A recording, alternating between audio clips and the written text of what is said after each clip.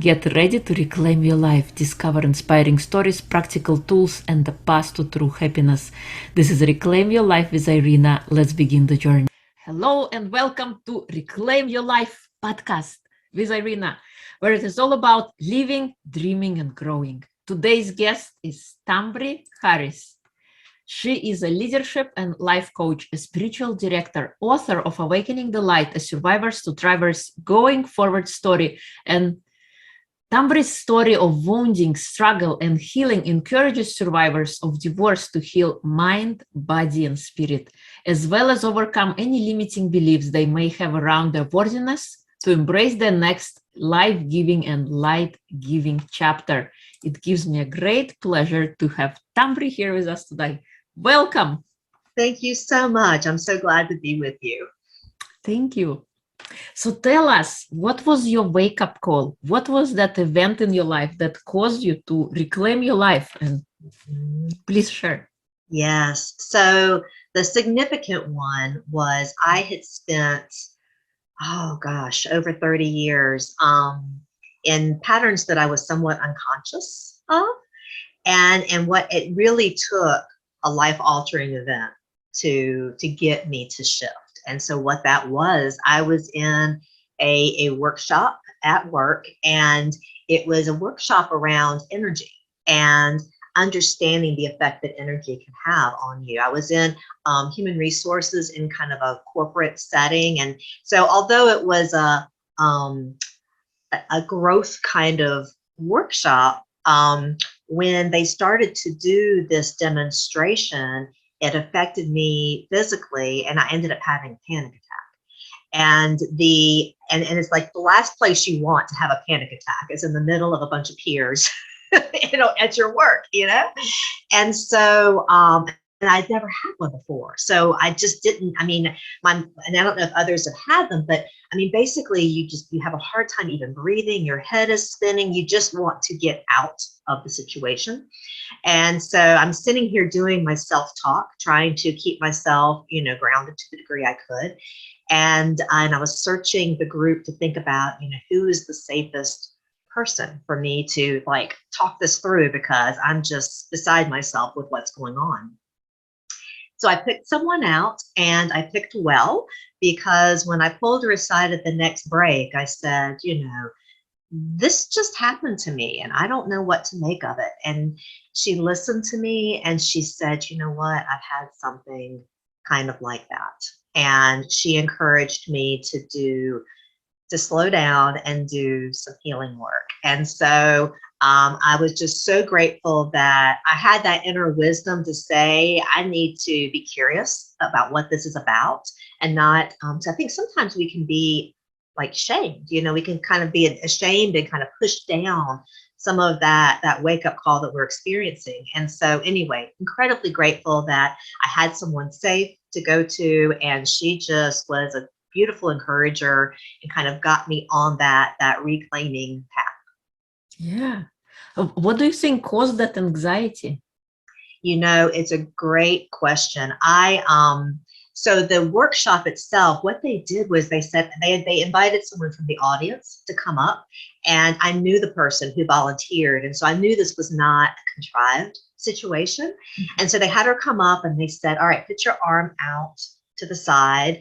And they said, and they kind of pushed on it, it was strong. And then they said, okay, now everybody send her positive energy.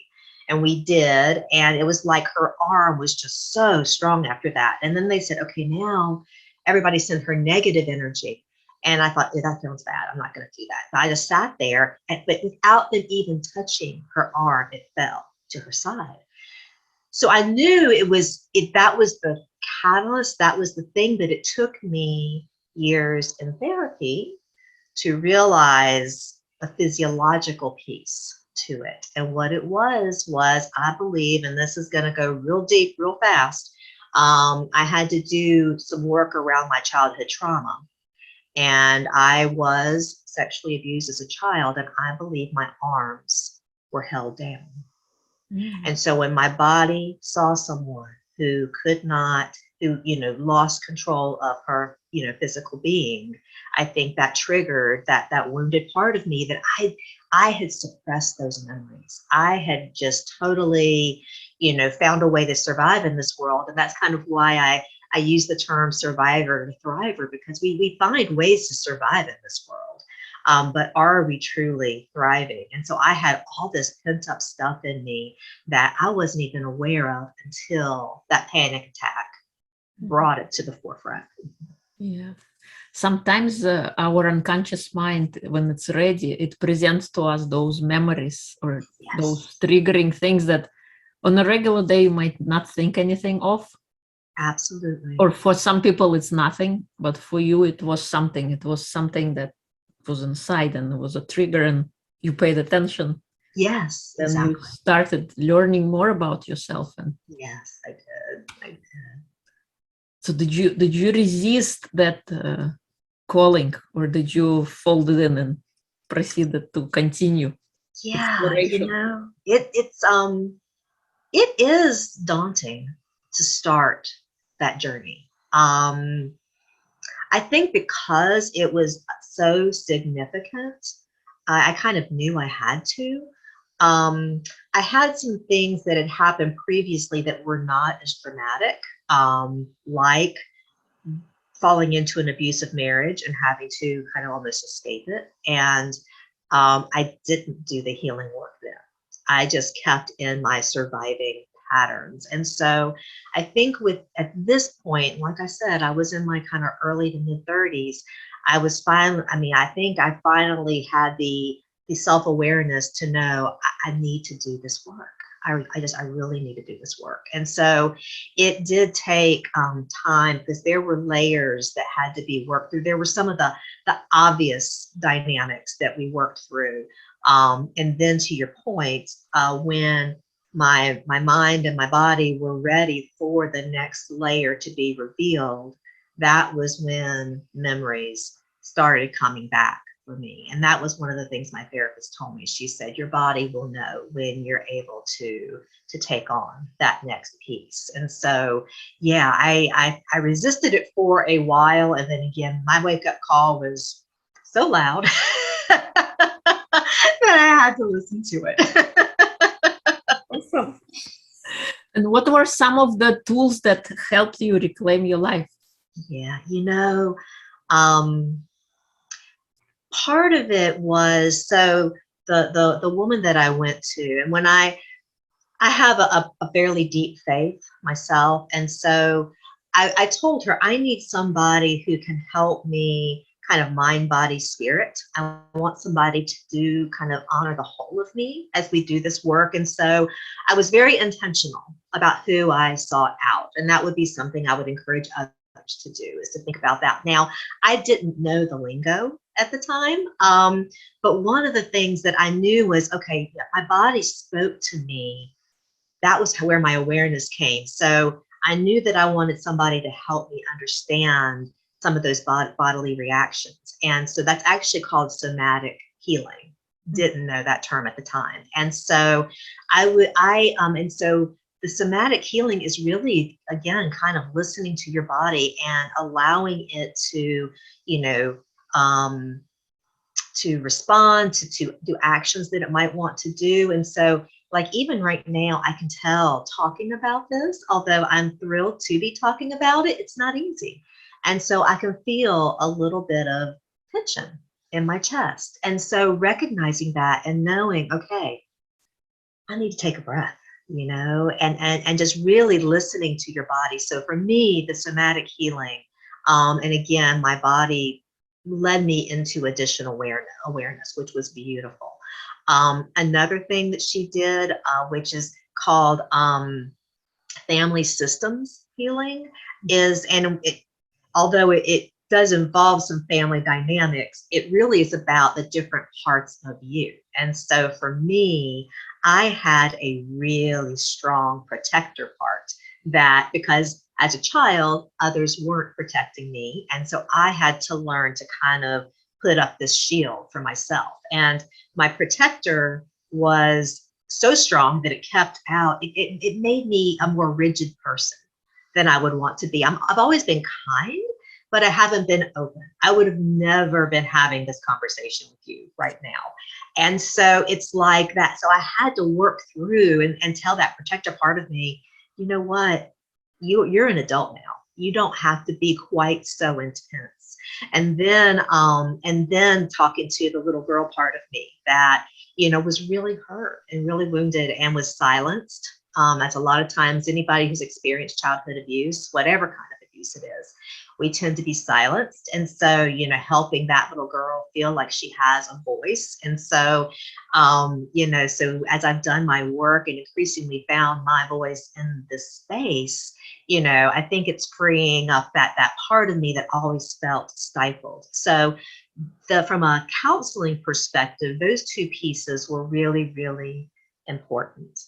The other piece I would say is that I mentioned that I had a deep faith and I grew up kind of in a church, but for me, it's really about, deepening, it's called what you call spiritual formation. And it's really about deepening your relationship with God, the divine, however you define it. And so I was doing that work at the same time with a small group of women.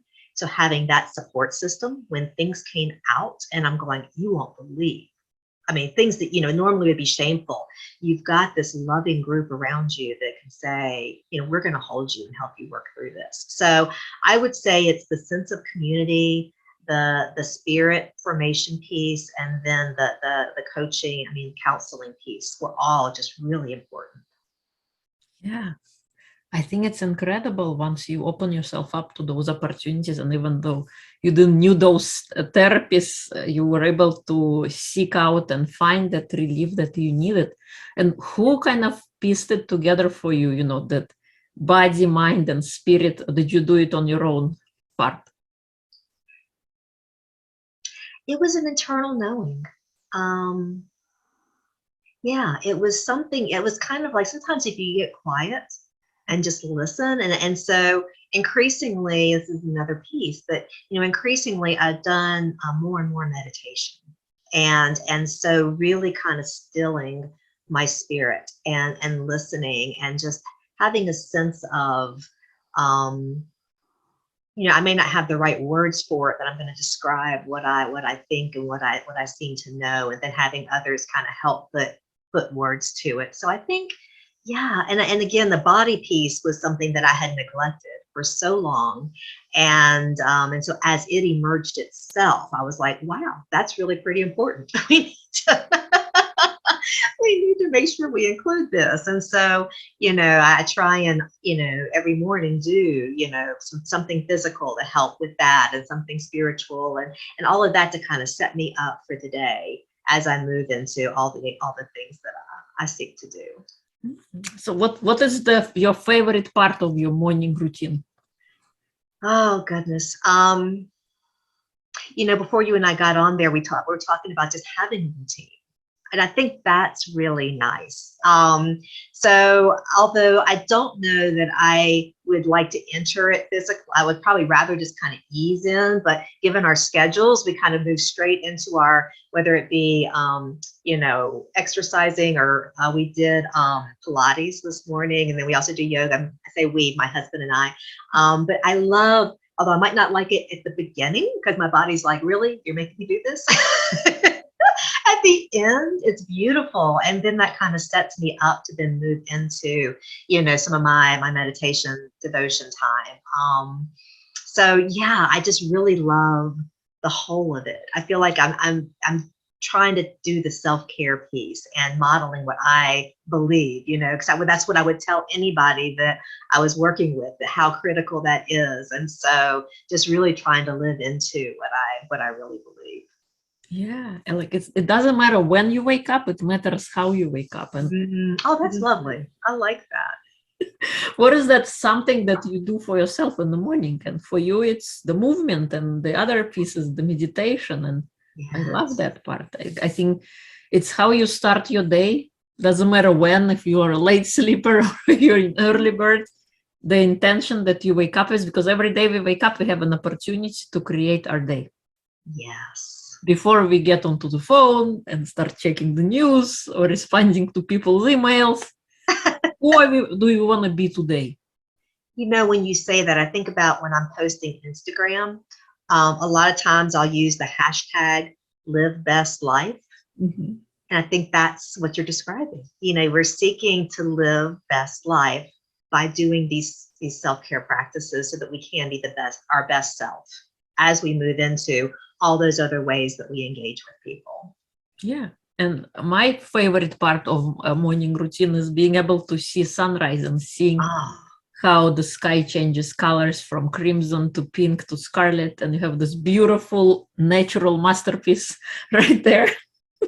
You are inspiring me to be present when the day is just being born, you know. And I'm not encouraging people, you know, getting up early, but I wasn't I called an early riser. This was a gradual transformation, but after I've seen it and how the beauty of it, because you're not only moving your body when you're walking, but you also get to connect with nature. You get to see all those beautiful things that we have around us that we take for granted every day. You know, you are speaking into my heart, because that is something that if you ask me, what do I value? I say nature, you know, time in nature. And did I mention that? No, I didn't. And so, so trying to incorporate that more intentionally. I love that. I'm going to do it. I'm going to do it. Thank you for your nudge. All right. Are there anything exciting in your life right now? Maybe you read an interesting book that you want to share, or any experience that you had? You know, I appreciate you asking.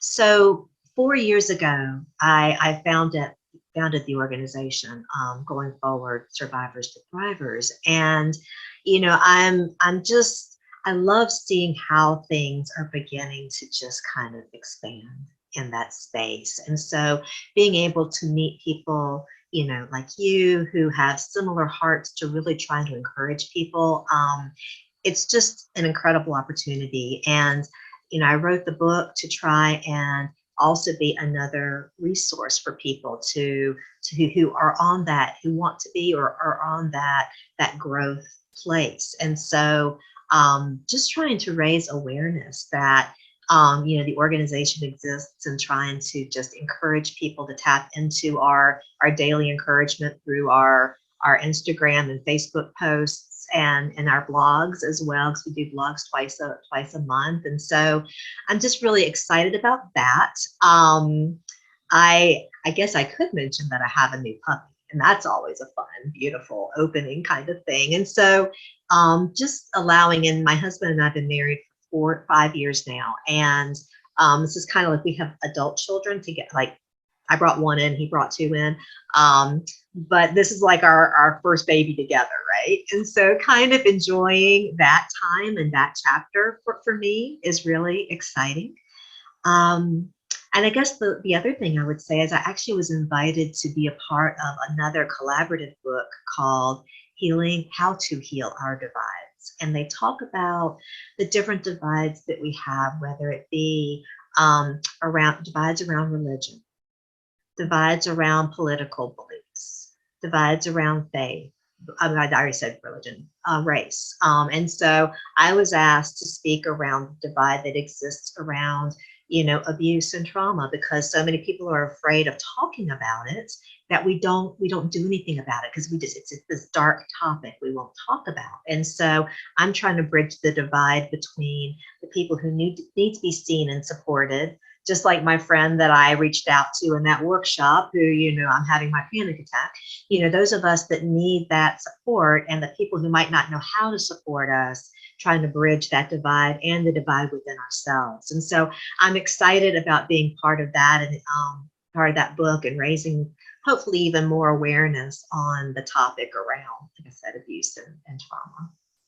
I love it. I think it's incredible, you know, having that and the experiences. And yeah, you're so right about a lot of traumatic or difficult things that people don't talk about, that we're supposed to be quiet. Yes. Or pretend like it's okay.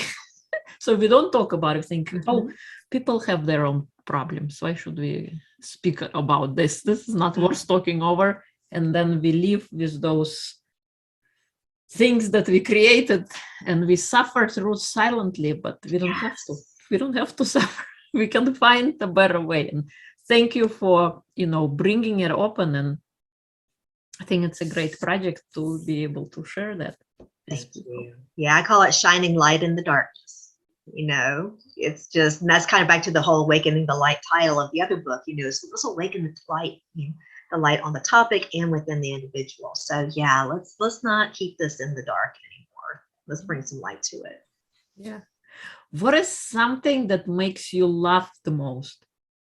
Makes me laugh the most. Gosh, probably, I love surrounding myself with people who can, help me laugh at, things we see, but also help me laugh at myself when I do something crazy.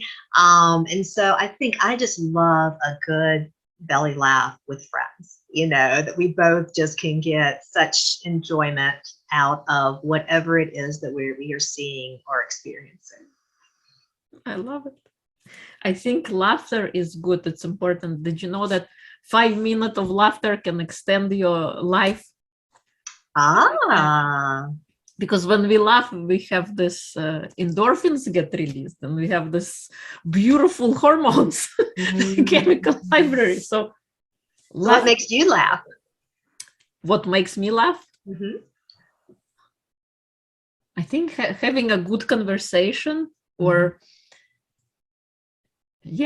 having a good conversation that's funny or challenging, that we, sometimes it's important to laugh at ourselves because we take ourselves so seriously. I so agree. We forget how to be kids.